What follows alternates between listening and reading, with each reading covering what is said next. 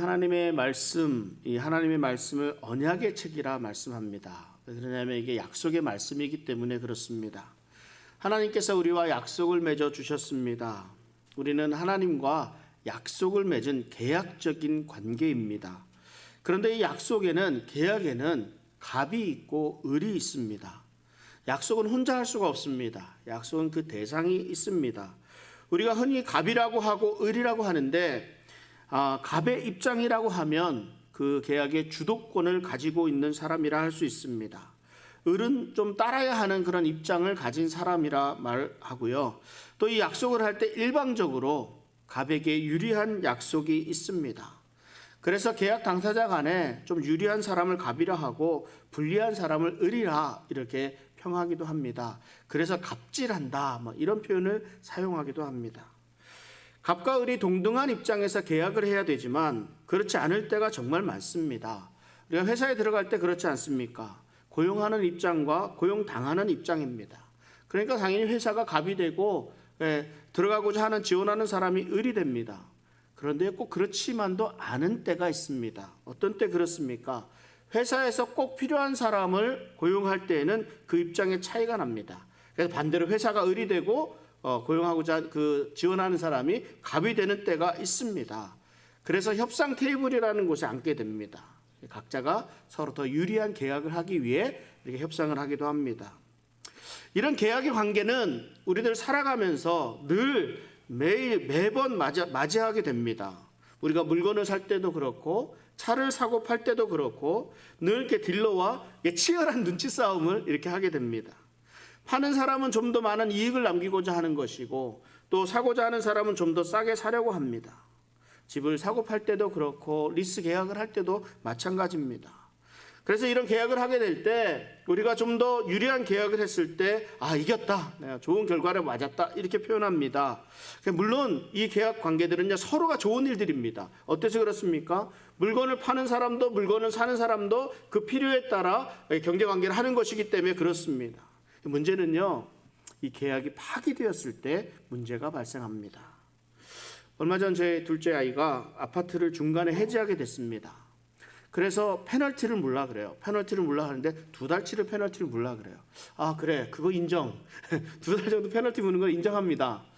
그런데 또 가서 얘기하니까 2달 노티스를 먼저 해야 된답니다. 그러니까 2달 노티스를 먼저 하고 2달 페널티를 하니까 결과적으로 살지도 않는 집에 4달치를 먼저 내야 되는 이런 상황이 벌어졌습니다. 얼마나 억울했는지 모릅니다. 그런데 계약은 계약이잖아요. 하나도 안 봐주더라고요. 한쪽에서 계약을 파기하려면 그 계약에 해당하는 손해를 보게 되기 마련입니다. 당연합니다.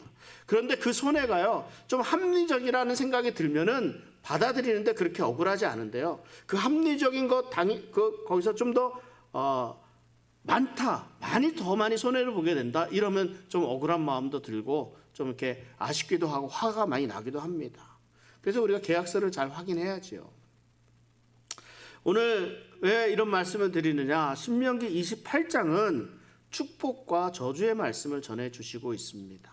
우리가 오늘 함께 읽은 1절에서 14절까지는 하나님께서 주신 축복의 말씀들입니다. 하나님의 말씀을 잘 지켜 행하면 이렇게 축복해 주시겠다. 제가 저주의 말씀은 안 읽어드렸잖아요. 저주의 말씀이 얼마나 구체적으로 잘 나와 있는지 몰라요. 15절부터 68절까지는 하나님의 말씀을 거역하게 되면 받게 되는 저주의 말씀을 전해주시고 있습니다. 가만히 살펴보시면 축복의 말씀은 14구절밖에 안 되는데 저주의 말씀 한 4배 되는 그런 구절 많고 양이 되게 많아요. 굉장히 많아요. 이거 완전한 불공정 계약 아닙니까? 하나님이 갑이고 우리 을이니까 이렇게 해주신 거 아닌가? 억울합니까? 여러분, 그래서 원망스럽습니까? 좀 낙심이 되지는 않습니까? 그런데 잘 생각해 봐야 합니다. 왜 하나님께서 축복의 말씀을 이렇게 조금 주시는 것 같은데 저주의 말씀을 이렇게 많이 주실까? 우리가 왜 억울해합니까? 그러니까 받는 복보다 저주가 더 과하다 이런 생각이 들 때 억울하다는 생각이 듭니다. 지금 내가 힘든 것이 마치 하나님의 말씀을 잘 지키지 않아서 이렇게 힘들게 살고 있는 것일까요? 그게 맞는 부분이 상당히 많습니다. 우리가 하나님의 말씀을 잘 지키면 복된 생활을 살아가지 저주 가운데 살지 않아도 됩니다. 만약 저주 가운데 살게 되더라도 그 삶을 그대로 받아들여야지요. 왜요? 제가 잘못했으니까. 내가 잘못했으니까 그 죄값 받는 거 아니겠습니까? 저의 경우도 그래요. 아파트와의 계약을 파기한 건 저니까 제가 손해를 보는 것이 맞습니다. 그런데 억울한 건 어쩔 수가 없어요. 기분도 나쁘고 화도 나고 손해도 큽니다. 근데 어쩔 수가 없지 않습니까? 그런데 우리가 지금의 고통, 지금의 손해, 지금의 상황이 억울하고 기분 나쁘다 이렇게 하면서 살아갈 수만은 없지 않겠습니까? 그렇죠. 혹시 지금 내가 저주받고 있는 삶을 사는 것 같으면 어떻게 해야 될까요? 복받는 삶으로 바꿔야죠. 계속 그런 그 고통의 시간, 안 좋은 시간을 이렇게 지나가야 되겠습니까? 좀 바꿔야죠. 하나님이 축복과 저주의 말씀을 주시면서 왜 저주의 말씀을 이렇게 더 자세하게 더 많이 말씀하시는가? 그래서 저는 이렇게 생각해 봤습니다. 하나님이 정말 우리를 사랑하시는구나. 우리가 잘못되었다는 것을 우리 스스로 알게끔 하시는구나. 이런 경우에도 저런 경우에도 우리가 우리 스스로 알고 빨리 돌이키기를 원하시는구나. 이렇게 생각을 합니다. 이것도 내가 하나님께 불순종한 탓이고 저것도 내가 하나님께 불순종한 탓이라고 깨닫도록 하신다는 말씀이 아니겠는가. 그래서 그런지 우리 신명기 28장을 이렇게 설교하시는 분들 이렇게 들어보면요, 축복 설교만 하죠. 저주 설교는 잘 안 하시는 것 같아요. 저도 오늘 축복 설교만 하려고 그럽니다. 하나님의 말씀을 잘 지켜 행하면 복을 주시는데 무슨 복을 주시느냐? 들어가도 복을 받고 나와도 복을 받고 이렇게 말씀을 전합니다. 그런데 하나님의 말씀에 순종하지 않으면 저주를 받는데 들어가도 저주를 받고 나가도 저주를 받는다. 이렇게 말씀하시는 목사님, 저주의 말씀하시는 목사님들이 사실 많지는 않습니다. 저주의 말씀을 전하는 목사님들이 좀 부담스러워서 그럴 수도 있겠습니다만 우리가 바라보는 시각을 좀 달리 해야 하기 때문입니다. 하나님은 우리가 복 많이 받고 살아가기를 바라십니다. 우리 모두 복된 성도가 되기를 원하십니다. 사도 바울이 이렇게 고백합니다. 로마서 8장 18절에요. 생각하건대 현재의 고난은 장차 우리에게 나타날 영광과 비교할 수 없도다. 지금 내가 살아가고 있는 삶이 저주받은 삶, 실패한 삶, 좀 부족한 삶이라고 생각을 하십니까? 하나님의 저주 때문에 내가 교통사고가 나고 하나님의 저주 때문에 내가 병이 들고 내가 사업이 잘 안 된다고 생각하고 있습니까? 사도 바울은 오히려 이 상황을 기쁘게 받아들이고 있습니다. 무엇 때문에요? 장차 우리에게 나타날 영광과 좋게 비교할 수 없다고까지 말씀하고 있습니다. 하나님은 저와 여러분을 사랑하십니다. 하나님은 우리가 복받으며 살아가길 원하시지 저주 가운데 살아가는 것을 원하지 않으십니다. 그래서 하나님 자신이 이 땅에 오신 거예요. 예수님은 우리가 더 이상 저주 가운데 살아가는 것을 원하시지 않으시기 때문에 그 모든 저주를 다 한 몸에 지고 가셨다는 겁니다. 우리의 수고와 무거운 짐을 다 지고 가셨습니다. 우리가 이것을 알아야 합니다. 다만 무엇을 말씀하십니까? 마태복음 11장 28절 30절에 이렇게 말씀합니다. 수고하고 무거운 짐진 자들아 다 내게로 오라. 내가 너희를 쉬게 하리라. 나는 마음이 온유하고 겸손하니 나의 멍에를 메고 내게 배우라. 그리하면 너희 마음이 쉼을 얻으리니 이는 내 멍에는 쉽고 내 짐은 가벼움이라 하시니라. 여러분, 예수님에게 고난의 시간이 없으셨겠습니까? 예수님에게 세상의 유혹이 없었습니까? 예수님은 늘 편안한 시간만 보내다 가셨을까요? 예수님은 새벽부터 밤 늦게까지 당신에게 주어진 사명을 위해 최선을 다하셨습니다. 예수님이 얼마나 피곤한 삶을 사셨냐면 그 거친 풍랑이 불매에도 불구하고 배를 타다가 흔들리는 배에 고물에서 주무시기까지 하실 정도로 아주 피곤하게 움직이셨습니다. 이것을 알아야 됩니다. 여러분, 우리가 얼마나 힘든 시간을 지금 보내고 있습니까? 우리가 얼마나 많은 일들을 하고 있습니까? 우리가 얼마나 많은 수고를 하며 살아가고 있습니까? 우리가 신앙생활 하는데 핑계할 이유가 없다는 거예요. 딱 한 가지만 생각하면 됩니다. 약속을 지키기만 하면 됩니다. 계약을 지키게 되면 아무런 염려가 없습니다. 1년 살기로 했으면 1년 살아야지 중간에 해지하고자 하니까 이게 페널티를 물게 되는 거예요. 내가 차를 살 때 원금과 이자를 5년 만에 갚기로 했으면 5년 만에 갚으면 아무 문제가 없습니다. 문제는 그 계약을 일방적으로 파기할 때 발생하게 되어 있습니다. 하나님과 우리의 관계가 어떤 관계입니까? 언약의 관계, 약속의 관계입니다. 우리가 하나님과 축복의 약속을 맺었습니다. 그 약속대로 행하면 우리는 복된 삶을 살아갈 수가 있습니다.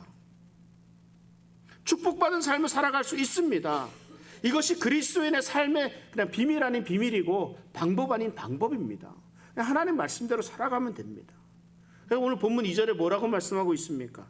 내가 내 하나님 여호와의 말씀을 청종하면 이 모든 복이 내게 임하며 내게 이르리니, 하나님의 말씀을 따르는 사람은요, 이 사람이 특별하게 하나님 나에게 복 주십시오, 복 주십시오 이렇게 구하지 않아도 하나님의 은혜와 복이 주어집니다. 예수님이 먼저 그의 나라와 그의 의를 구하라, 그리하면 이 모든 것을 너희에게 더하시리라 말씀하셨잖아요. 이것이 똑같은 맥락입니다. 분명한 사실은 하나님의 말씀에 우리가 순종하느냐 그렇지 않느냐에 따라서 우리의 삶이 축복된 삶이냐 저주에 받은 삶이냐로 갈리게 된다는 말씀을 하고 있는 거예요. 성경에서 복은 두 가지 의미로 나타나고 있습니다. 그 첫 번째 복은 물질적이고 현실적인 차원에서의 복입니다. 그리고 둘째는 뭐예요? 영적인 복입니다. 물질적이고 현실적인 차원에서의 복, 이건 상대적입니다. 그리고 일시적이라고 할 수 있습니다. 우리 눈에 보이는 복입니다. 눈으로 볼 수 있는 물질적인 축복이라 할 수 있습니다. 재산이 많아지고 오래 살고 뭐 땅을 많이 얻고 막 이런 것들이죠.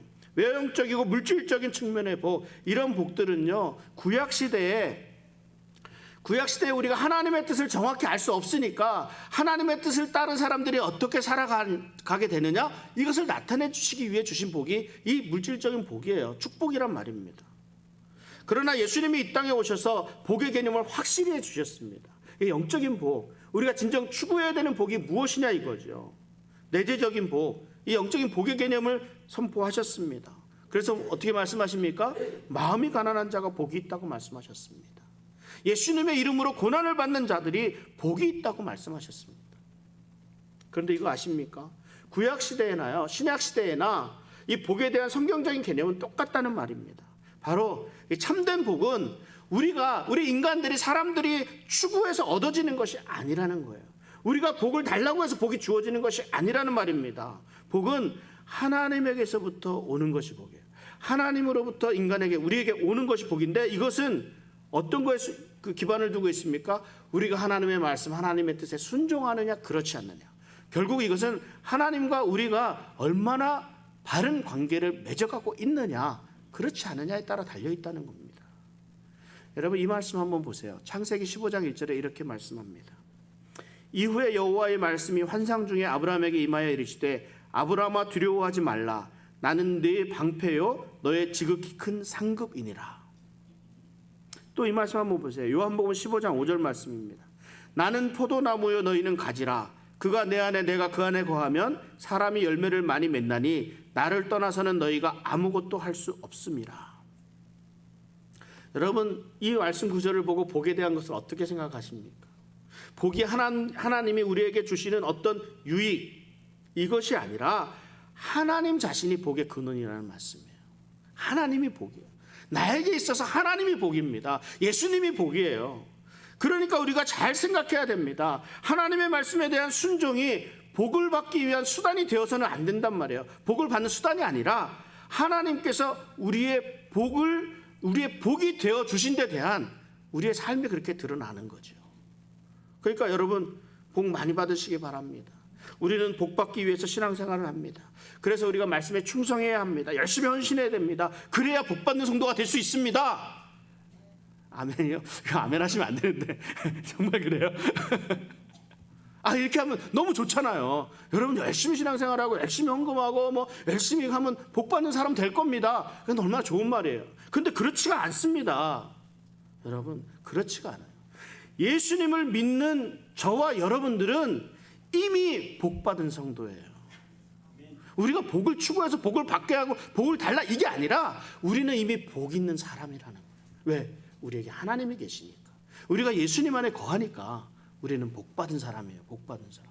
우리 안에 복이 있는데 어디다가 복을 구해요? 그러니까 복을 받기 위한 삶이 아니라 우리는 복 받은 성도의 삶을 살면 됩니다. 그래서 시편 1편에 이렇게 고백하잖아요. 우리 같이 한번 읽어보겠습니다. 시편 1편. 복 있는 사람은 악인들의 꾀를 따르지 아니하며 죄인들의 길에 서지 아니하며 오만한 자들의 자리에 앉지 아니하고 오직 여호와의 율법을 즐거워하여 그의 율법을 주야로 묵상하는도다. 그는 시냇가에 심은 나무가 철을 따라 열매를 맺으며 그 잎사귀가 마르지 아니함 같으니 그가 하는 모든 일이 다 형통하리라. 아멘. 여기서 복을 구하라는 말이 어디 있습니까? 복 있는 사람이 이렇게 살아라 하는 거죠. 그러면 형통한 삶을 주신다 하지 않습니까? 우리가 진정 추구해야 될 복은 하나님을 나의 하나님으로 그렇게 삼는 영적이고 영원한 나라를 사모하는 그런 복이 되어야 할 것입니다. 우리 개인의 장수, 부귀, 명예, 부귀, 명예 이런 것들이 전부인 것이냐, 끊임없이 개인의 물질적인 축복만을 비는 그런 기복신앙, 아니면 신앙생활의 결국은 물질의 축복 아니겠느냐, 이렇게 생각하는 것, 이거 이 시간부터 다 버리시기 바랍니다. 이러한 복들은요, 하나님의 때에 따라서 우리에게 필요하면 주시는 거고 필요하지 않으면 다시 거두어 가십니다. 이게 참 무섭습니다. 필요하면 주시고요, 필요하지 않으면 거두어 가세요. 우리가 이거 알아야 돼요. 내가 갖고 있는 게 영원하다 이렇게 생각하면 안 돼요. 사무엘상 2장 7절에 이렇게 말씀하지 않습니까? 여호와는 가난하게도 하시고 부하게도 하시며 낮추기도 하시고 높이기도 하시는도다. 하나님이 주시기도 하고 거두시기도 하는데, 오히려 어떤 때는요, 하나님은 사랑하는 자에게 그 신앙의 유익을 위해서 물질적인 궁핍이나 역경을 일부러 허락하시기도 하십니다. 그러니까 우리가 어떻게 살아야 되겠습니까? 이 물질적인 축복, 우리 눈에 보이는 이런 축복은요, 하나님의 뜻에 따라 그냥 맡겨놓으면 됩니다. 하나님의 뜻에 맡겨놓고 전적으로 맡기고, 우리는 뭐 신경을 써요?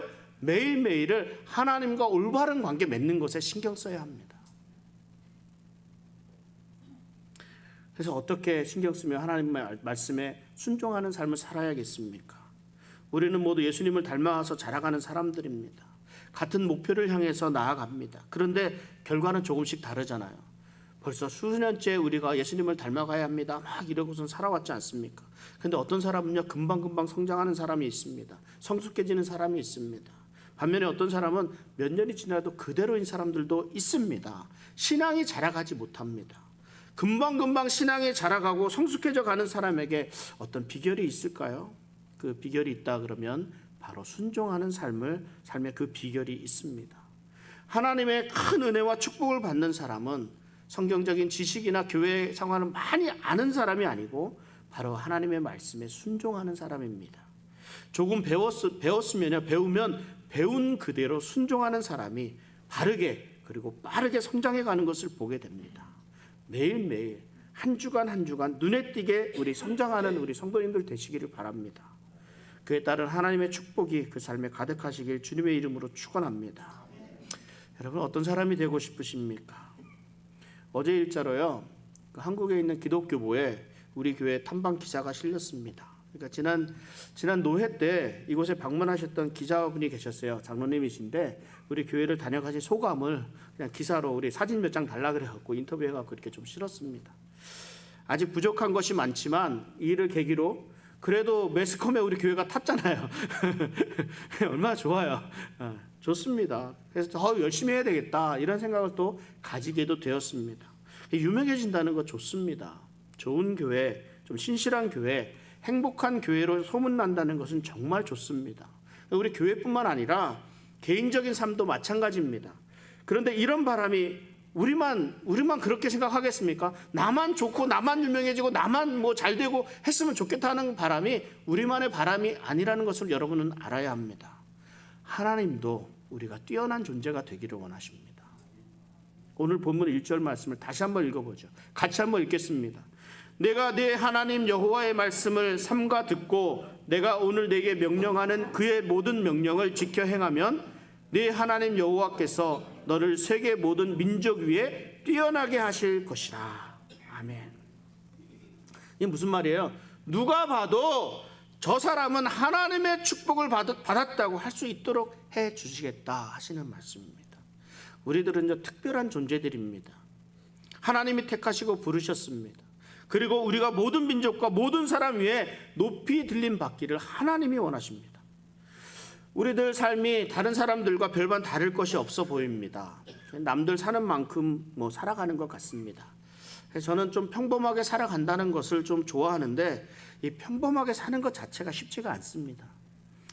그런데 사람들 눈에는 대부분의 사람들이 평범해 보이잖아요. 그냥 아무 일 없이 잘 살아가는 것 같습니다. 평범해 보이는 것 같지만 실상 우리들은 평범한 존재들이 아닙니다. 하나님께서 우리를 무엇인가 특별한 탁월한 존재로 만드십니다. 우리가 세상에 어떤 영향을 주면서 살아가는 것을 하나님이 원하십니다. 원하시길 뿐만 아니라 하나님이 우리를 높이시기로 작정하셨습니다. 그래서 엄청난 대가를 지불하고 우리를 사신 거예요. 그런데 한 가지 조건을 거셨습니다. 그 조건이 내가 네 하나님 여호와의 말씀을 삼가 듣고 내가 오늘 내게 명령하는 그의 모든 명령을 지켜 행하면 그리해 주시겠다 말씀합니다. 삼가 듣고 지켜 행하라 말씀합니다. 조심스럽게 주의 깊게, 무슨 말이에요? 하나님이라는 말만 나와도 정신 바짝 차리고 순종하고 섬길 준비를 하라는 말씀입니다. 단순히 그냥 행하라 이런 말씀이 아닙니다. 억지로 순종하지 말고 계산하지 말고 열심을 다해 순종하라 말씀합니다. 하나님의 축복을 받는 사람은요, 그 삶이 조금 다릅니다. 열심히 살아갑니다. 수고가 있습니다. 그 삶에 열정이 있습니다. 하나님의 말씀이라면 어떻게든지 순종할 준비가 되어 있습니다. 어떤 대가라도 지불할 마음이 있고 그 열심과 노력과 애쓰는 그 마음들이 있습니다. 예수님이 말씀하신 천국은 침노하는 자의 것이라, 이런 말씀이 이와 같습니다. 그냥 안 되고 싶어도 안 될 수가 없는 거예요. 그러니까 하나님이 높이시리라 약속하셨는데 왜 안 됩니까? 형통하게 하시리라 약속하셨기 때문에 될 수밖에 없습니다. 문제는 뭐예요? 억지로 신앙생활하지 말고 하나님의 말씀에 순종하는 자세로, 하나님의 말씀대로 따르겠다는 자세로 우리들 삶에 임하는 그런 복된 성도님들 되시기를 바랍니다.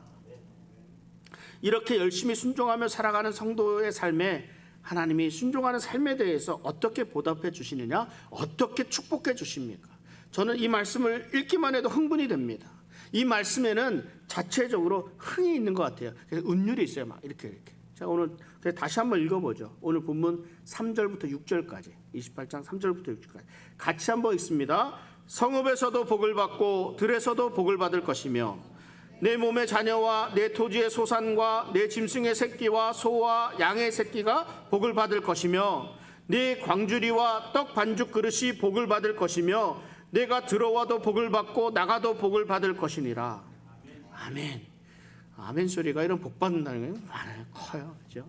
성읍에서도 복을 받고 들에서도 복을 받고 도시에 살건 시골에 살건 한국에 살건 미국에 살건 복을 받을 것이고, 똑같은 일을 해도 우리 믿는 사람이 하나님의 뜻대로 순종하고 살아가려고 한다면 그렇게 노력할 때 보통 사람들보다 더 효과적이고 생산적인 결과가 나타날 것을 약속하셨습니다.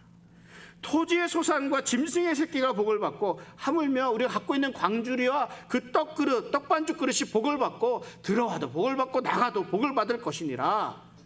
아멘. 가뭄이 극심하던 때예요.